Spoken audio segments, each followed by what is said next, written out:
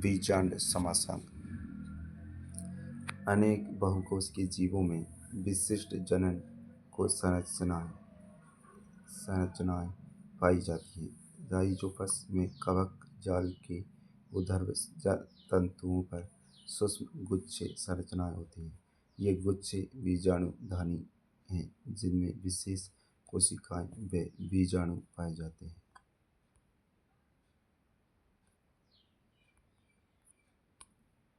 ये बीजाणु वृद्धि करके नए जीव उत्पन्न करते हैं। लैंगिक जनन नए संतति उत्पन्न करने के लिए दो एकल जीवों की भागीदारी होती है। जीवों में विविधताओं के लिए लैंगिक जनन आवश्यक।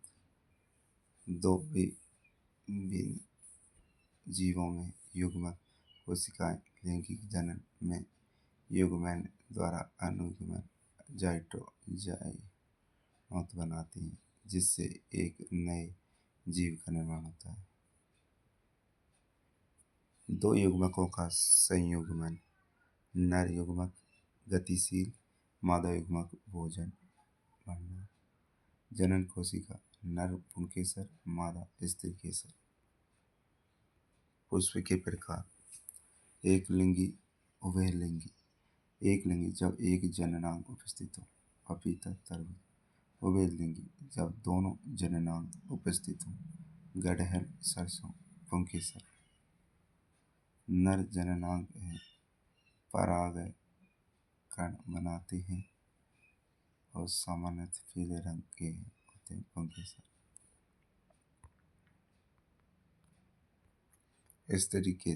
स्त्री केसर मादा जननांग पुष्प के केंद्र में स्थित। 3 भाग अंडाशय, वर्तिका, वर्तिकाग्र।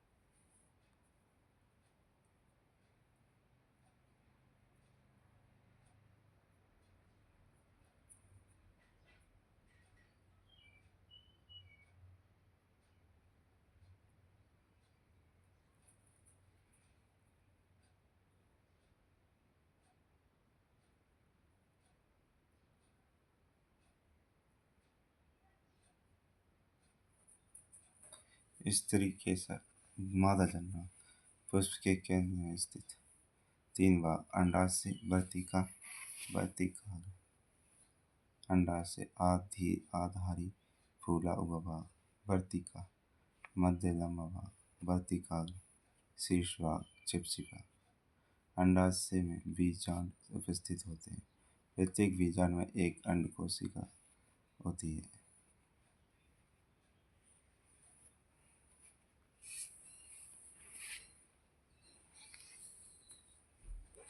कोशिका नर युग्मक का अंड कोशिका से संलग्न।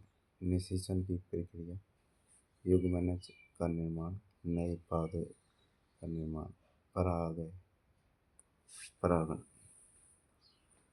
परागकणों का पुष्प की वर्तिकाग्र तक स्थानांतरण कीटों द्वारा, वायु द्वारा, पानी द्वारा होता है, जिसे परागण कहते हैं। स्वपरागण परागण परागकणों का स्थानांतरण उसी पुष्प की वर्तिकाग्र पर होता है। स्वपरागण परपरागण एक पुष्प के परागकणों का स्थानांतरण दूसरे पुष्प की वर्तिकाग्र पर होता है। परपरागण स्वपरागण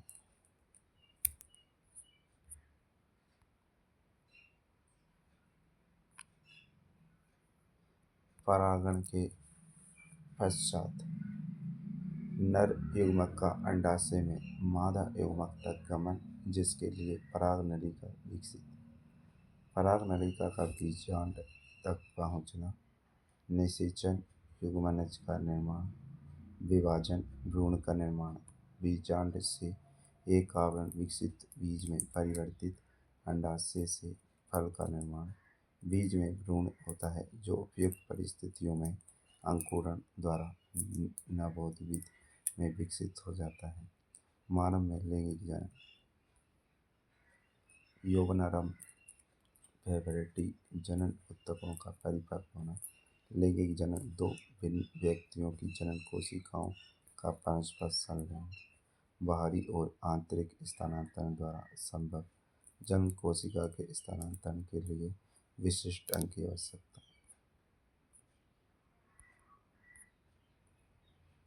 जनन कोशिका उत्पादित करने वाले अंग व जनन कोशिकाओं को निषेचन के स्थान तक पहुंचाने वाले अंग संयुक्त रूप से नर जनन तंत्र बनाते हैं।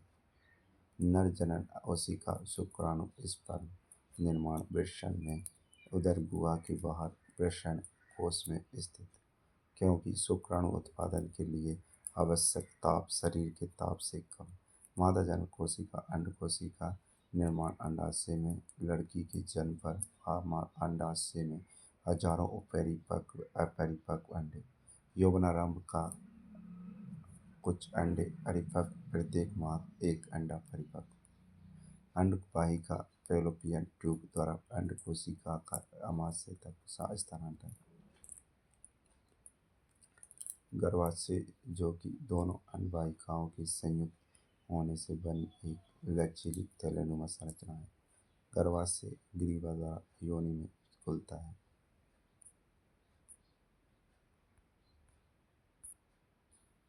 निषेचन तथा निषेचन पक्ष के ज्ञान। मैथुन के द्वारा शुक्राणुओं का योनि मार्ग में स्थापन। शुक्राणुओं का अंडवाहिका तक गमन। अंड कोशिका से संयोजन। निषेचन। निषेचित अंडे में विभाजन। ओवेरी का निर्माण। प्लेसेंटा माँ को भ्रूण से जोड़ने का कार्य। गर्भाशय की भित्ति में धसी तस्तरी नुमा संरचना प्लेसेंटा। भ्रूण के पोषण श्वसन और उत्सर्जन का कार्य प्लेसेंटा द्वारा होता है। पोषण श्वसन उत्सर्जन। पोषण श्वसन उत्सर्जन। रजोधर्म ऋतुस्राव। अंड कोशिका का निषेचन नहीं होने पर एक दिन तक ही जीवित। गर्भाशय की अंतःकुंजी का टूटना। एंडोमेट्रियम सेडिंग। रक्त तथा म्यूकस के रूप में निष्कासन। इस चक्र में लगभग एक माह का समय लगता है जिसे ऋतुस्राव रजोधर्म कहते हैं। रजोधर्म की अवधि 2 से 5 दिन होती है।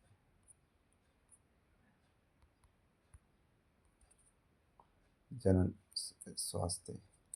यौन संचारित रोग जैसे कि सिफिलिस गोनोरिया जीवाणु जनित मस्सा तथा वायरस जनित को रोकने के लिए कंडोम का प्रयोग। गर्भ धारण को रोकने के लिए गोलियों का प्रयोग। परंतु हार्मोन संतुलन को परिवर्तित करने के कारण विपरीत प्रभाव भी उत्पन्न हो सकते हैं। गर्भाशय में गर्भधारण रोकने हेतु लूप कोपर्टी का स्थापन। परंतु गर्भाशय के उत्तेजन से विपरीत प्रभाव संभव। पुरुषों में शुक्रवाहिकाओं को अवरुद्ध करके शुक्राणुओं को स्थानांतरित होने से रोका जा सकता है। महिलाओं में फैलोपियन नलिका को अवरुद्ध करके अंड को गर्भाशय तक पहुँचने से रोका जा सकता है।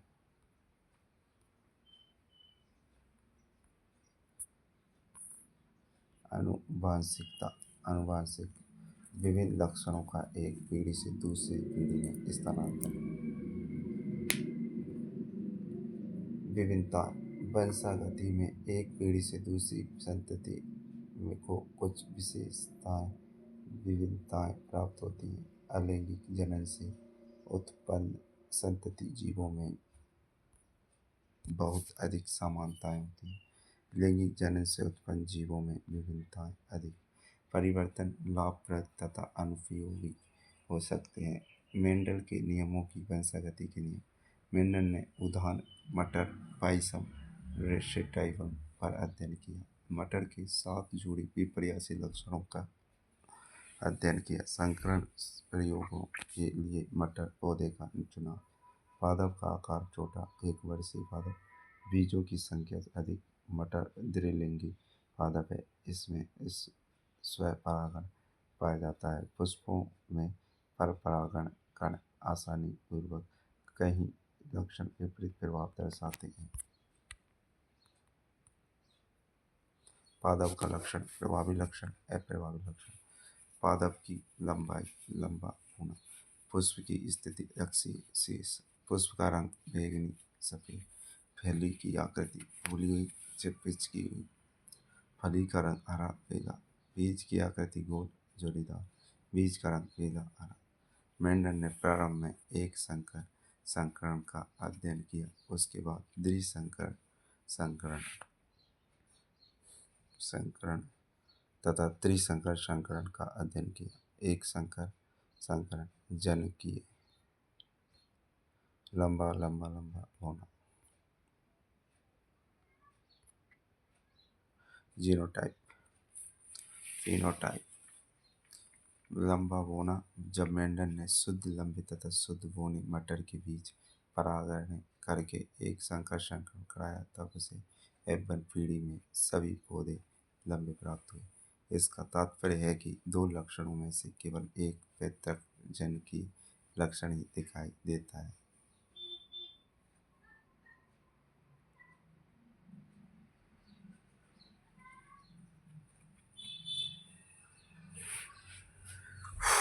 दोनों लक्षणों का मिश्रित प्रभाव नहीं दिखता।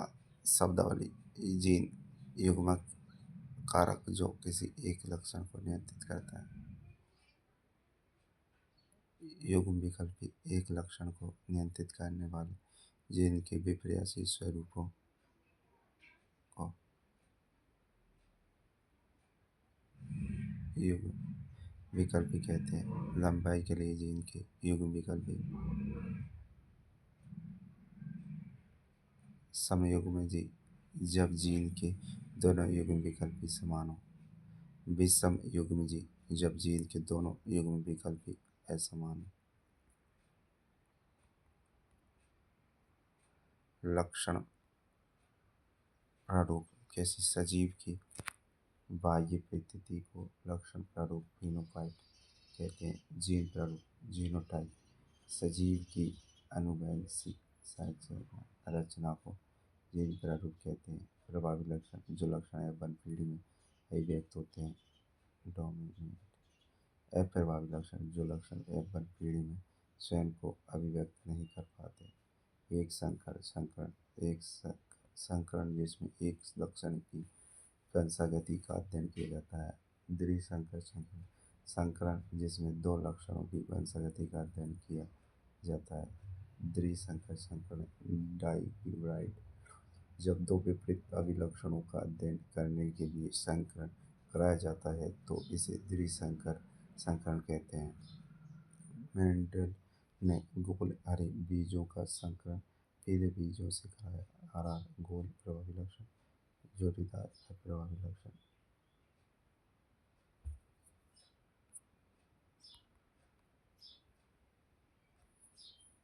पीला प्रभावी लक्षण, हरी अप्रभावी लक्षण। प्रभावी अप्रभावी प्रभावी लक्षण गोल पीले, अप्रभावी लक्षण जोड़ीदार हरे।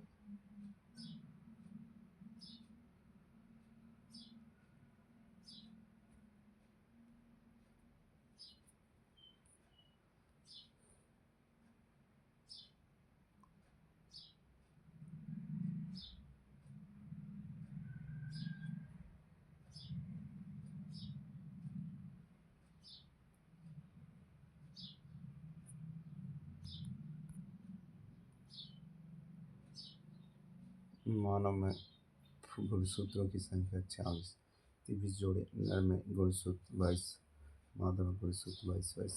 नर में उपस्थित गुणसूत्र बालक का संतति का लिंग निर्धारण करता है। कोशिका 40 ऑटोसोम क्रोमोसोम सेक्स क्रोमोसोम धरती पर। प्रकाश परावर्तन तथा अपवर्तन। प्रकाश एक अदृश्य कारक है जिसकी सहायता से वस्तुओं को देखा जाता है। प्रकाश का वेग सर्वाधिक निर्वात में होता है जहाँ इसका मान 3 × 10⁸ मीटर प्रति सेकंड होता है। प्रकाश का परावर्तन। किसी माध्यम में संचरित होती हुई प्रकाश की किरण पृष्ठ से टकराकर पुनः उसी माध्यम में लौट जाती है, प्रकाश का परावर्तन कहलाता है। प्रकाश कांच के एक पृष्ठ पर परावर्तन पादाब की पॉलिश रजत पॉलिश करके चमकदार और चिकना बनाया जाता है जिसे दर्पण कहा जाता है। परावर्तन के लिए आपतित किरण, परावर्तित किरण तथा परावर्तन पृष्ठ पर अभिलंब के तीनों एक ही सतह पर स्थित होते हैं। आपतन कोण, परावर्तन कोण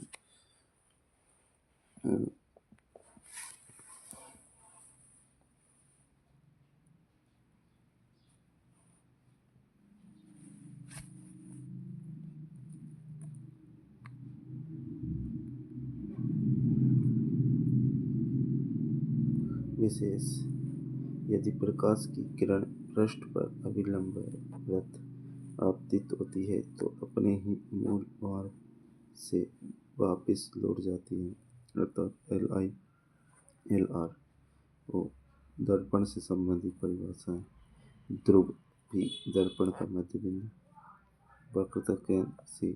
दर्पण जिस गोले का भाग होता है उसका केंद्र मुख्य फोकस F। दर्पण से परावर्तन के पश्चात आपतित प्रकाश किरण जिस बिंदु पर मिलती है या मिलती हुई प्रतीत होती है उस बिंदु को फोकस दूरी कहते हैं। दर्पण के ध्रुव है मुख्य फोकस के मध्य की दूरी। मुख्य अक्ष दर्पण के ध्रुव और वक्रता केंद्र को मिलाने वाली रेखा।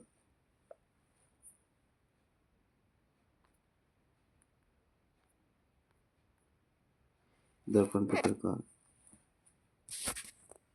समतल दर्पण, गोलीय दर्पण, परवलयाकार दर्पण जिसका परावर्तन तल समतल होता है। समतल दर्पण। गोलीय दर्पण जिसका परावर्तक तल गोलीय होता है। परवलयाकार दर्पण जिसका परावर्तक पृष्ठ परवलयाकार होता है। परावर्तक तल ऊर्ध्वतल दर्पण, अवतल दर्पण। समतल दर्पण प्रतिबिंब आभासी, सीधा एवं वस्तु बिंब के बराबर फोकस अनंत पर होता है। दर्पण से बिंब की दूरी दर्पण से प्रतिबिंब की दूरी पास सर्व परिवर्तन। बिंब का बायां भाग प्रतिबिंब का दायां भाग। गोलीय दर्पण। समतल दर्पण, गोलीय दर्पण, अवतल दर्पण, उत्तल दर्पण। अवतल दर्पण वास्तविक उल्टा। वह गोलीय दर्पण जिनका परावर्तन पृष्ठ अंदर की ओर वक्री हो अवतल दर्पण कहलाता है।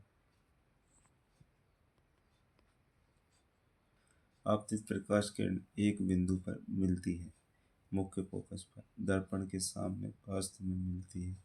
अवतल दर्पण से बनने वाले प्रतिबिंब वास्तविक व उल्टे होते हैं। उत्तल दर्पण वे गोलीय दर्पण जिनका परावर्तक पृष्ठ बाहर की ओर ओरा हुआ होता है, उत्तल दर्पण कहलाते हैं। आपतित प्रकाश किरण एक बिंदु पर मिलती हुई प्रतीत होती है, मुख्य फोकस पर दर्पण के पीछे मिलती हुई प्रतीत होती है। उत्तल दर्पण से बनने वाले प्रतिबिंब आभासी एवं सीधे होते हैं। उत्तल दर्पण के उपयोग वाहनों में पश्च दृश्य देखने में, सजावटी लंबों में आदि।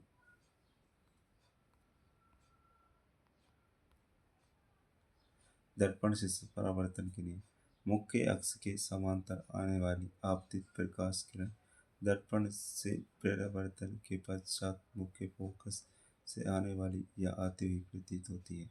मुख्य फोकस से आने वाली या आती हुई प्रतीत होने वाली प्रकाश की किरण दर्पण से परावर्तन मुख्य अक्ष के समांतर हो जाती है। वक्रता केंद्र पर आपतित होने वाली प्रकाश की किरण अपने पथ की पुनरावृत्ति करती है।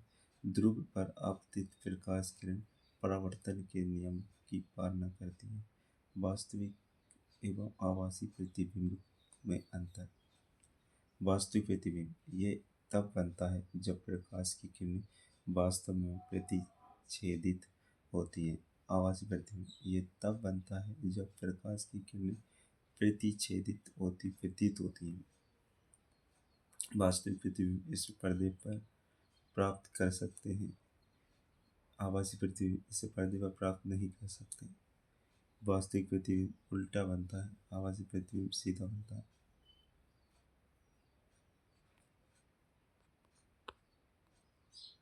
अवतल दर्पण द्वारा प्रतिबिंब का निर्माण।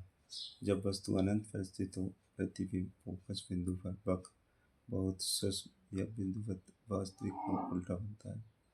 जब वस्तु अनंत और वक्रता केंद्र C के मध्य स्थित हो, प्रतिबिंब फोकस बिंदु और वक्रता केंद्र के मध्य बनेगा। वस्तु से छोटा वास्तविक और उल्टा बनेगा। बिंब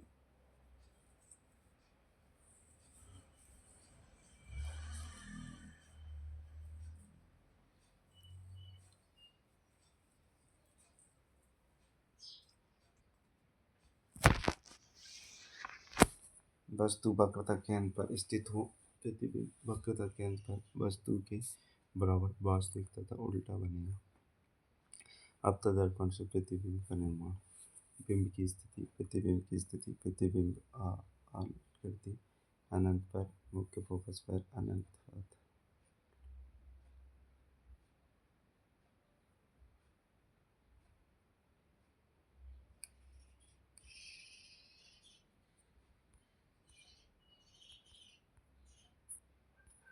अवतल दर्पण का उपयोग टॉर्चों में, परावर्तन टेलीस्कोप में,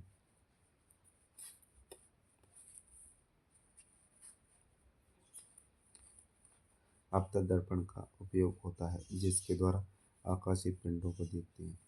दंत विशेषज्ञों द्वारा दांतों की जांच परीक्षण में, सेविंग दर्पण में, वाहनों के अग्रदीपों अर्थात हेडलाइट में आदि, सेटेलाइट में आदि में अवतल, सेटेलाइट डिश एंटेना की अवतल दर्पण है। उत्तल दर्पण से प्रतिबिंब का निर्माण। जब वस्तु या बिंब अनंत पर स्थित दर्पण के पीछे फोकस बिंदु पर बिंदुवत आभासी वे सीधा बनेगा। बिंब अनंत। जब बिंब अनंत तथा ध्रुव के मध्य में स्थित हो, प्रतिबिंब दर्पण के पीछे फोकस बिंदु और ध्रुव के मध्य वस्तु से छोटा आभासी और सीधा बनेगा। उत्तल दर्पण के उपयोग रोड लाइट में या स्ट्रीट लाइट में, क्योंकि उत्तल दर्पण प्रकाश फैलाता है। उत्तल दर्पण इसका उपयोग वाहनों में पश्च दृश्य देखने, दर्पण रियर व्यूज मिरर्स और पार्श्व दर्पण साइड मिरर्स में किया जाता है, क्योंकि ये बृहद क्षेत्र को दिखाते हैं और वस्तुओं का सीधा प्रतिबिंब बनाते हैं। आजकल ATM मशीनों के पास भी सुरक्षा हेतु उत्तल दर्पण लगाए जाते हैं ताकि ग्राहक अपने पीछे का दृश्य देख सके। खतरनाक मोड़ों पर एवं T मोड़ों पर भी लगाए जाते हैं। चिन्ह परिपाटी। दर्पण का मध्य बिंदु ध्रुव मूल बिंदु होता है। बिंब से दर्पण की ओर आपतित प्रकाश की बाईं ओर से आना चाहिए। आपतित प्रकाश की दिशा को दिशा में दूरियों को धनात्मक व विपरीत दिशा में दूरियों को ऋणात्मक लेते हैं। ऊंचाई की ओर दूरी को धनात्मक व गहराई की ओर ऋणात्मक लेते हैं।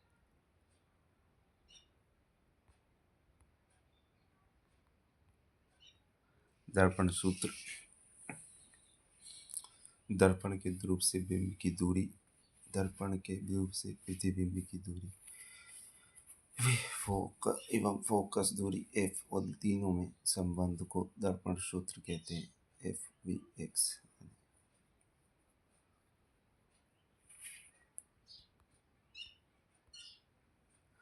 आवर्धन। प्रतिबिंब की ऊंचाई h और बिंब की ऊंचाई h दोनों का अनुपात आवर्धन m कहलाता है। अन्य आवर्धन। प्रकाश का अपवर्तन। जब प्रकाश की किरण एक माध्यम से दूसरे माध्यम में प्रवेश करती है तब दोनों माध्यमों को पृथक करने वाली पृथककारी सतह पर यह अपने मूल मार्ग से विचलित हो जाती है। प्रकाश की किरण के विचलन की यह घटना प्रकाश एका अपवर्तन कहलाती है। आपतित किरण माध्यम माध्यम तो अविलंब अपवर्तित किरण।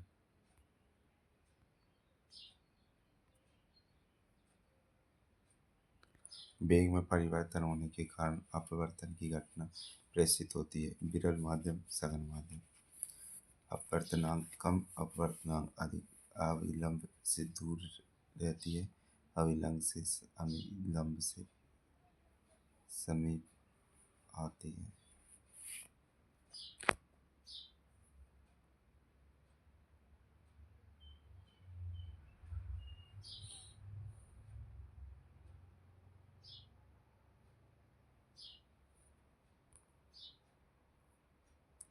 यदि प्रकाश किरण विरल माध्यम से सघन माध्यम में आ जाती है तो प्रकाश का वेग अपेक्षाकृत कम हो जाता है। इस कारण प्रकाश किरण अभिलंब की ओर झुक जाती है, अर्थात LI विरल माध्यम सघन माध्यम।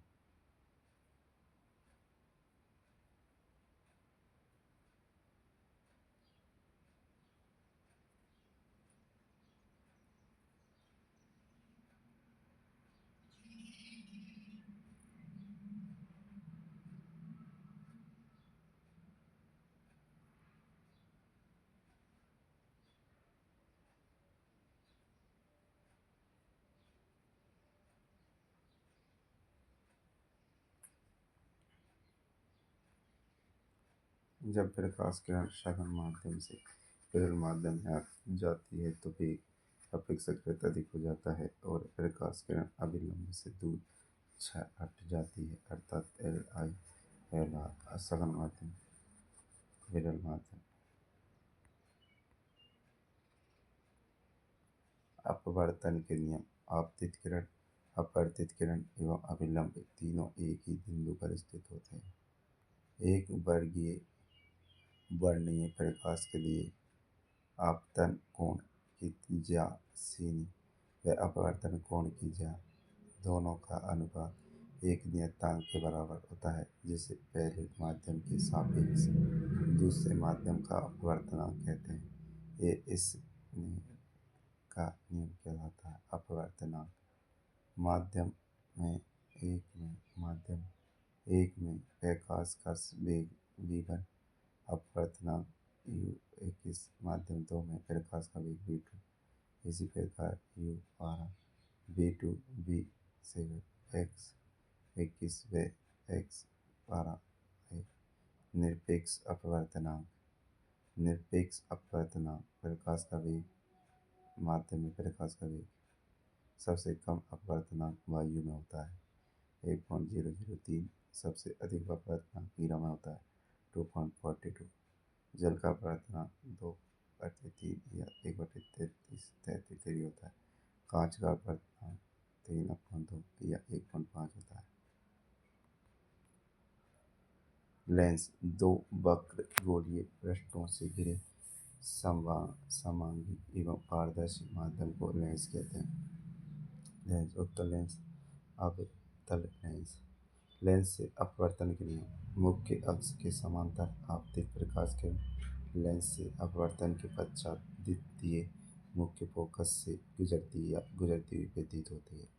प्रथम मुख्य फोकस से आने वाली या आती हुई प्रतीत होने वाली प्रकाश की किरण लेंस से अपवर्तन के पश्चात मुख्य अक्ष के समांतर हो जाती है। उत्तल लेंस द्वारा प्रतिबिंब का निर्माण। जब वस्तु अनंत पर स्थित हो, जब प्रतिबिंब द्वितीय मुख्य फोकस बिंदु पर बहुत सूक्ष्म या बिंदुवत वास्तविक और उल्टा बनता है।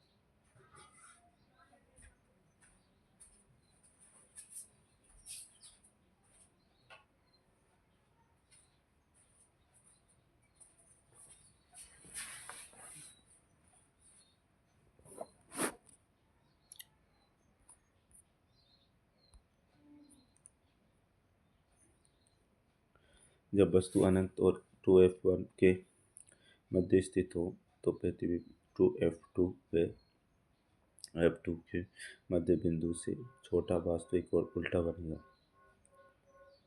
जब वस्तु 2f1 पर स्थित हो प्रतिबिंब 2f1 पर वस्तु के बराबर वास्तविक तथा उल्टा बनेगा।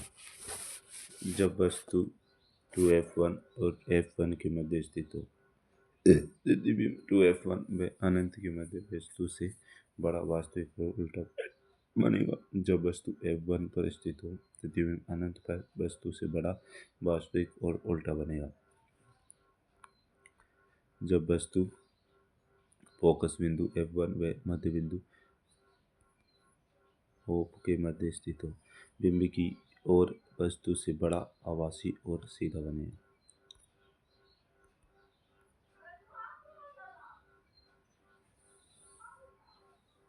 उत्तर लेंस द्वारा प्रतिबिंब का निर्माण। जब वस्तु अनंत पर स्थित हो प्रतिबिंब मुख्य फोकस बिंदु पर आभासी और सीधा होता है। जब वस्तु अनंत और मध्य बिंदु O के मध्य स्थित हो प्रतिबिंब f1 और O के मध्य बनेगा। वस्तु से छोटा आभासी व सीधा बनेगा।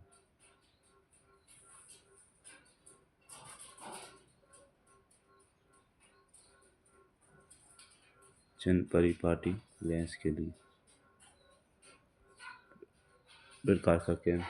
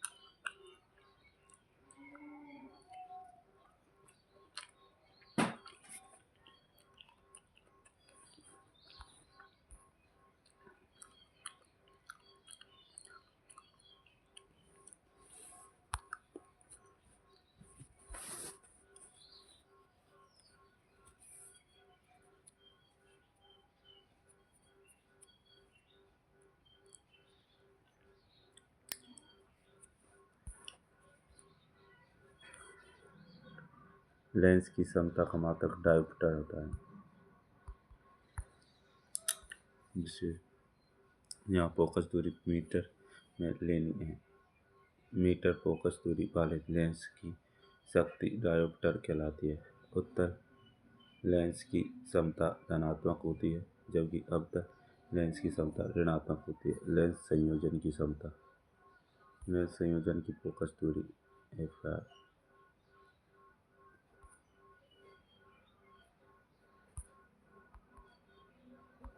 हमने कौन कौन से टॉपिक पढ़े, तो हमने पढ़ा पहले रासायनिक अभिक्रिया में समीकरण, दूसरा पढ़ा हमने सार एवं लक्षण, तीसरा पढ़ा हमने धातु एवं अधातु, चौथा पढ़ा हमने परमाणु एवं उसके यौगिक,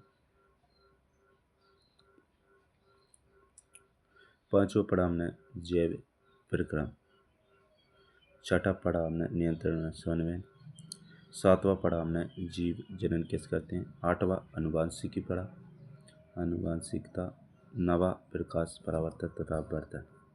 9 टॉपिक पढ़े हमने। पहला टॉपिक रासायनिक अभिक्रिया एवं समीकरण, रासायनिक अभिक्रिया एवं समीकरण, दूसरा अम्ल क्षार एवं लवण, तीसरा धातु एवं अधातु, चौथा कार्बन एवं उसके यौगिक। पहला पढ़ा हमने रासायनिक अभिक्रिया एवं समीकरण, दूसरा अम्ल क्षार एवं लवण, तीसरा धातु एवं अधातु, चौथा रासायन कार्बन एवं उसके यौगिक। पांचवा जैव प्रक्रम, पांचवा हमने जैव प्रक्रम पढ़ा। पांचवा जैव प्रक्रम, पांचवा जैव प्रक्रम, पांचवा जैव प्रक्रम, पांचवा जैव प्रक्रम, जैव प्रक्रम, पांचवा जैव प्रक्रम, पांचवा जैव प्रक्रम, जैव प्रक्रम, पांचवा जैव प्रक्रम, पांचवा जैव प्रक्रम। छठा हमने नियंत्रण एवं समन्वय, छठा नियंत्रण एवं समन्वय, नियंत्रण एवं समन्वय। सातवां जीव जनन कैसे करते हैं, जीव जनन कैसे करते हैं, जीव जनन कैसे करते हैं,